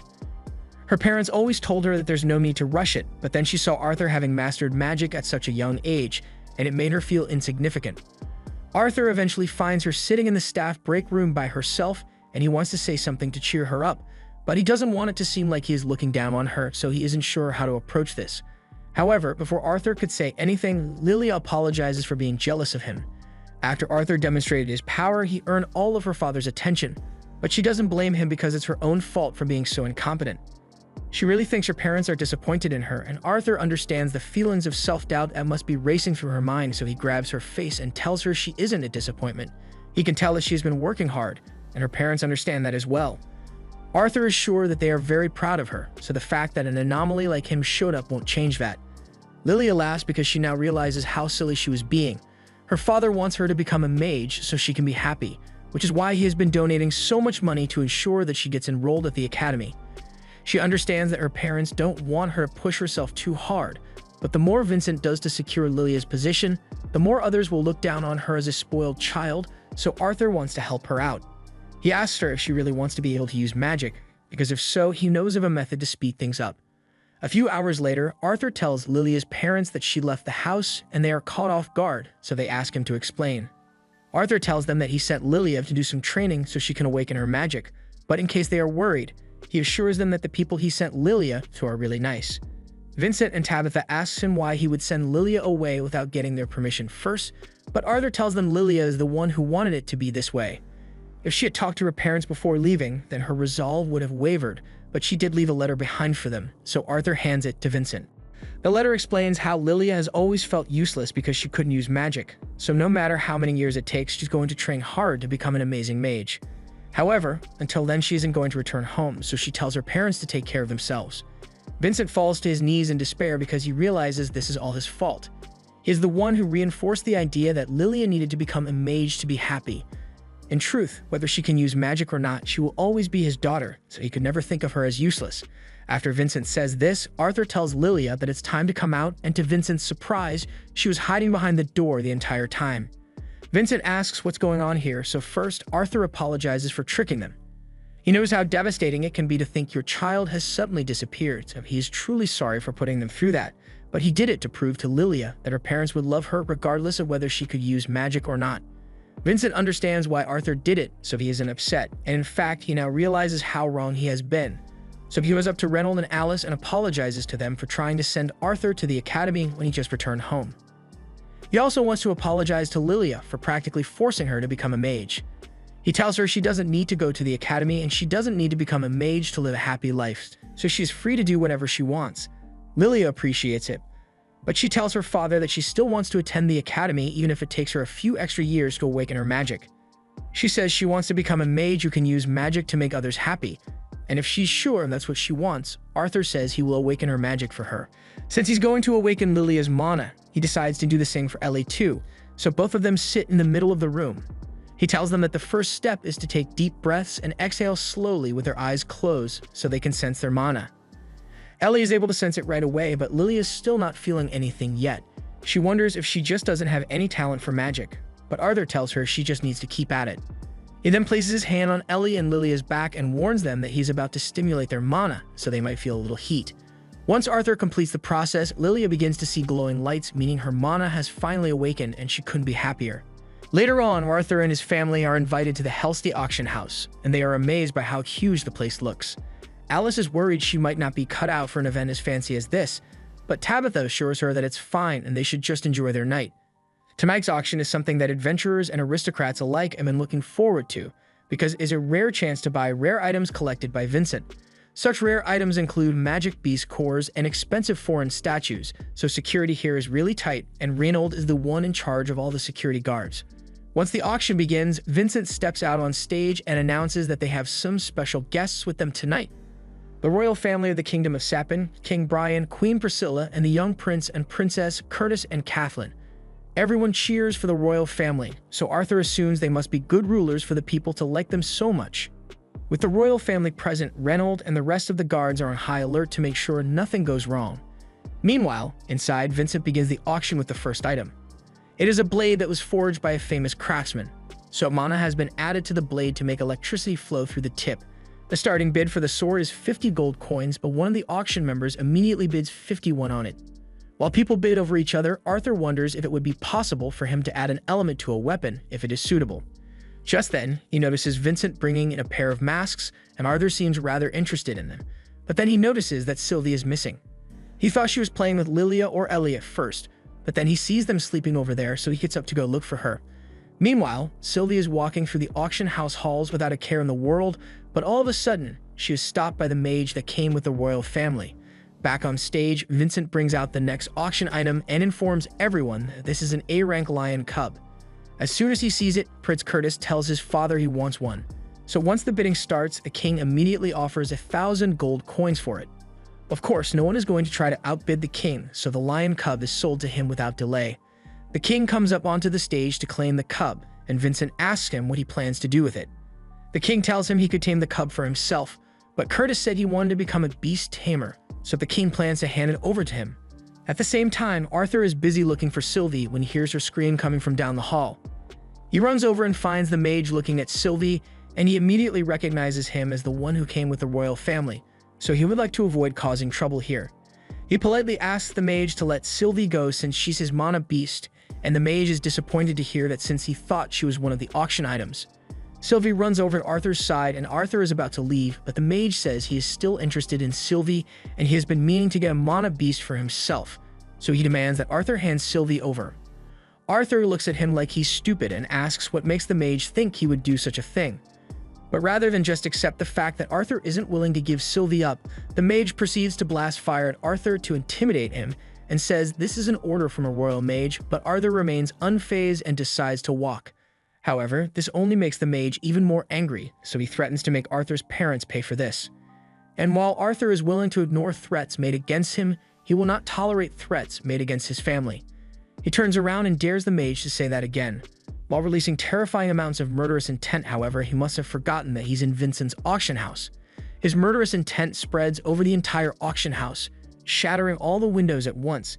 And while those with mana like the king are able to withstand it, those without, like Vincent, are immediately incapacitated. The king rushes to check on Vincent, and the royal guards surround the king because they assume the murderous intent must be coming from an intruder. The king tells them that he can handle himself, so they should focus on protecting the others here and capturing the intruder. Arthur soon realizes what he has just done, and while he may have succeeded in scaring the royal mage, he knows he just caused a whole lot of trouble. He dispels his murderous intent, but the damage is done as everyone is now in a panic. No one knows what's really going on, so Reinald orders everyone to evacuate for the time being until he can get this all sorted out. As a result of the incident, once everyone has been evacuated, the king asks to speak with Reinald in private. He wants to address Reinald's failure to capture the culprit in time, and Reinald sincerely apologizes, but unfortunately, the king says he must be punished. Reinald is willing to accept whatever punishment the king sees fit, but before King Brian can make any judgments, the royal mage speaks up and asks him to consider forgiving Reinald since there were no casualties. However, the mage isn't doing this just to be nice, and he makes that clear by commenting on how nice Arthur's mana beast looks. The king introduces everyone to Sebastian and tells them that he's a mage serving as security for the royal family. Sebastian has saved the king's life countless times, so the king thinks quite highly of him. And when he heard Sebastian say he was interested in Arthur's mana beast, he asks Reinald if he would be willing to give it to Sebastian as thanks for his consideration. Arthur tries to speak up, but Alice stops him because it is rude to talk out of turn to a royal like that. Reinald then responds to the king's request and tells him he can't agree because Arthur acquired Sylvie on his own, so Reinald has no right to give her away to someone else. In that case, the king then decides to ask Arthur directly, so he turns to him and asks if Arthur would be willing to give Sylvie to Sebastian, but Arthur politely declines because nothing could ever replace Sylvie. The king then offers to trade the world lion he just bought in exchange for Sylvie, claiming that while Arthur's mana beast seems rare, the lion should still be worth more. But once again, Arthur refuses and tells the king that he does not intend to give away, sell, or trade Sylvie for any reason. The king is starting to grow impatient and tells Arthur that he has already asked him twice and a king shouldn't have to repeat a request. He asks Arthur one last time to give up his mana beast, but the king's persistence is starting to get on Arthur's nerves, so he gets up and asks the king if he would be willing to sell his children. Hearing this stuns the king so much that he doesn't know what to say, but Arthur continues and reminds the king that he has already turned down his request 3 times already, yet he refuses to accept that some things are so precious that they aren't for sale. So he wants to know how the king would respond if someone came up to him and demanded to buy his children. The guards immediately run forward to attack Arthur for disrespecting the king, but Arthur is easily able to knock both of them out with 1 punch each. Sebastian calls the knights fools for failing to kill one small child, and he wants to acquire Sylvie at all costs, so he fires a spell to hopefully burn Arthur to death. However, Arthur activates his static world ability and freezes time for everyone except Sebastian. Sebastian is confused and wonders why everyone stopped moving, but Arthur tells him none of them can hear a word he says. He then begins walking over to Sebastian slowly, and Sebastian tries to get him to stay back by telling Arthur he can win against a royal mage. But in response, Arthur simply snaps one of Sebastian's legs. He starts calling out for help, but Arthur tells him no one can save him here, so he had better listen to what Arthur has to say while he still has functional ears. Arthur warns him to know his place and be careful about who he threatens, because next time things will be much worse for him. A few seconds later, the static world fades, so time returns to normal and Arthur passes out from all the exertion. A little while later, Arthur wakes up in his bed with a massive headache, but at least he's not in prison or something. He realizes he may have gone overboard by using static world since he was able to successfully freeze time for a few moments, but it took a tremendous toll on his body. Just then, Alice comes in to check on Arthur, and she is relieved to see that he's finally awake. Arthur asks her to tell him what happened after he passed out, so Alice explains that everyone was shocked when Arthur suddenly collapsed, so she rushed to treat him. But it still took a long time for his body to recover. Since Arthur seems to be doing fine now, Alice asks him if he would like to go shopping with her, and Arthur agrees since he could use a change of scenery. While out, Arthur spots a hairpin which would look great on Ellie, but he still doesn't have any money, so Alice buys it for him and tells Arthur he can give it to Ellie as a gift later. She also offers to buy a gift for him as well, but Arthur asks if it's really okay for them to be spending so much money since Randall might have lost his job at the auction house. However, Alice tells him he doesn't have to worry about their family's finances because she has a job as well. Arthur had no idea of this, but apparently Alice makes luxury items, and they are quite popular among the nobility, so she makes a decent amount of profit so they can still afford to buy whatever they want. So much so that by the time their shopping trip is over, Arthur and Alice are carrying a bunch of bags. Once they return home, they overhear Reynold in the living room talking to someone and saying his silence can't be bought when his son was nearly killed. Arthur asks what's going, and as soon as Reynold sees him, he is relieved that Arthur is back on his feet. Arthur says there's no need to be so concerned about him since he's perfectly fine, and the man Reynold was talking to realizes that Arthur must be the boy from the incident, so he asks him to join them. He presents Arthur and Reynold with a bag of gold from the king as a small token of apology for the minor incident yesterday. But Arthur wouldn't exactly call being attacked by two knights and a royal mage minor. However, he decides to just be polite and thanks the messenger for coming all the way out here for this. The messenger is pleased to see that Arthur is being so understanding, so he assures him that the two guards who attacked him have been fired because the king would never want to kill a child over something as insignificant as refusing a request. Randall doesn't think merely being fired is enough of a punishment for the knights who tried to kill his son. But the messenger points out that Arthur was rude to the king after all, and the king was even kind enough to forgive Reynolds' negligence in protecting the auction house. So Reynolds shouldn't be upset about the guards getting some leniency as well. Reynolds was about to say something, but Arthur cuts him off and says there's no need to be angry since it was his fault for speaking out of line to begin with, and he managed to get out of it without any major injuries, so it doesn't bother him. But speaking of injuries, Arthur asks what happened to Sebastian since his leg was broken. The messenger explains that Sebastian was also fired for attacking Arthur, and is now receiving treatment at a hospital. He kept insisting that Arthur was the one who broke his leg, but that sounded absurd since no one saw Arthur do it and they were looking at him the entire time. Instead, the king believes the energy from Sebastian's spell must have backfired and broke his leg by accident. The king is greatly bereaved that something like this happened, which is why he is going on so far to render an apology. And while the messenger acknowledges that Arthur is a good kid with innate talent, he also warns him to be careful of how he speaks to people in positions of power, because not everyone is as forgiving as the king. Arthur and Reynold accept the apology, and after the messenger leaves, Reynold hands all the hush money over to Arthur. Arthur asks if he's sure he wants to give this to him, but Reynold thinks it's only fair since Arthur was the one who faced the danger. And besides, he's going to need money if he plans to do something in the future. Today was an extremely humbling experience for Arthur since while he may have been a king in his past life, here he is still nothing more than a child. He's going to need a way to counter political power, so he needs to acquire some political power of his own, and to do that, the next morning he meets with Goodsky, the dean of the Magic Academy. She holds a high status as the head of Cyrus Academy, and her power extends far and wide, so not many people get to meet her like this. Goodsky has heard a lot of good things about Arthur from Vincent, but she isn't one to blindly believe rumors, so she plans to test Arthur to see if he lives up to the hype. First, she tries to intimidate him with her immense magical power, but Arthur remains unfazed. However, while he was able to withstand it, he admits that Goodsky's power is truly frightening. But that's to be expected when you're facing the person who possesses the highest form of magic within this country. He plans to show her what he is capable of to prove that Vincent wasn't exaggerating about his abilities. First, he decides to surround himself with wind magic, and while doing that, he simultaneously uses earth magic to pick up a few rocks. He then uses the wind to boost the speed of the rocks as he throws them at Goodsky, but she easily blocks his attack with one hand. Arthur then manifests several fire kunai behind Goodsky, but before any of them could hit her, she uses wind magic to blow them all away. Arthur is shocked that she is able to handle everything he has thrown at her so easily, so he is starting to get impatient and charges in with his fists. But before he could even get into punching range, Goodsky blows him away with a wall of wind. Arthur is sent tumbling to the ground, and it's clear that he stands no chance at defeating Goodsky as he is now, but just because he lost the duel doesn't mean Goodsky is disappointed with his performance. She tells him he is very talented, but he tends to overestimate his ability, which is why he thought he could overwhelm her. And now, just to demonstrate how powerful she truly is, Goodsky says Arthur's final test will be to see if he can stay conscious after getting hit with her next attack. She then raises both her arms and unleashes a wave of sound magic in Arthur's direction. The wave is so strong that it shatters the nearby rocks, and it nearly does the same thing to Arthur's eardrums, but he manages to brace himself and stay standing until Goodsky is done. She is very impressed by Arthur's resilience, and it makes her want to take him under her wing as a student. However, Arthur has a few conditions he wants to make known first. He only came to Goodsky because she has the power and influence he needs, and this is all to ensure that his family and friends will be protected.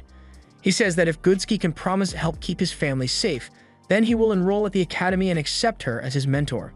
Goodsky is amazed by Arthur's audacity since that deal seems completely one-sided, but Arthur believes he is worth it, and Goodsky can't argue with that since talented students like him are hard to come by. Goodsky is about to agree to his terms, but Arthur has one more condition to mention. He tells Goodsky that he will only enroll once he reaches the official age requirement because he wants to be surrounded by people his own age. Goodsky asks him why, since that would delay his enrollment by a whole 3 years, but Arthur tells her he wants to live his life to the fullest, and to do that, he plans to become an adventurer and travel all over the continent. Goodsky can tell that Arthur is firm on this decision, so there's no way she could convince him to change his mind. She asks Arthur if he has told his family about his decision yet, but he still needs to go home and talk to them about it. So Goodsky tells him that if he can get his parents on board, then she will agree to all of his terms. However, as soon as Arthur returns home and tells his parents that he wants to become an adventurer, Alice immediately tells him she won't allow it. Reynold asks her to at least listen to what Arthur has to say, but Alice is having none of it because Arthur just got back after being separated from them for years, so she doesn't want to send him away again. Reynold tries to mediate and asks Alice if she would be okay with it if Arthur had a guardian with him when he went on adventures, but she still refuses to compromise. Just then, Arthur speaks up and tells Alice that he won't be gone for as long as last time. He will just be going on adventures so he can return home to see them every few months. Hearing that Arthur will be able to visit home makes Alice calm down a little, and besides, Arthur doesn't plan to go on an adventure immediately anyway. He says he will leave home in a month or two because he still wants to enjoy home life a little more. But he also needs to explore more of the Decathlon continent because there's a lot of stuff he doesn't understand yet. Also, it would be boring if he stayed here and trained on his own for ages, so he wants an opportunity to test his skills against real-world scenarios. Alice isn't so opposed to the idea of letting Arthur go adventuring anymore, but she is still very worried, so she asks Arthur to promise that he won't keep any secret from her. Arthur promises to be completely honest with her, but he knows there are a lot of things he has to keep hidden from his family. Moving on, Reynolds still thinks it would be a good idea to get a guardian for Arthur since adventuring can be very dangerous business, so he goes to ask his friends if any of them can fill the role. Unfortunately, he can't offer much in the way of payment, but he promises that he will find some other way to repay them. However, the members of Twin Horn all tell him that there's no need to be so concerned about money because they are all friends here, and they would gladly sacrifice some of their time to help Arthur out.